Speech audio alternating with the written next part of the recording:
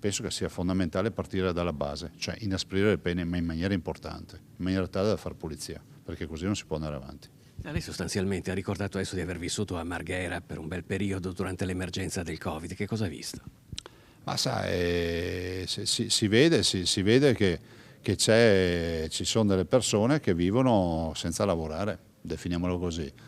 E questo non è attribuibile alla mancata gestione dell'amministrazione comunale. Penso che in questo paese, perché lo si vede in molte periferie di città, nelle stazioni delle città, ci sono questa pletora di personaggi, molto spesso non sono neanche nostrani, ma questo cambia poco, che vengono qui per delinquere e non per lavorare. Quella di Mestre è un'emergenza nazionale, in realtà, cioè si parla di Mestre come capitale dell'eroina, per esempio. Questi sono i dati del Ministero dell'Interno.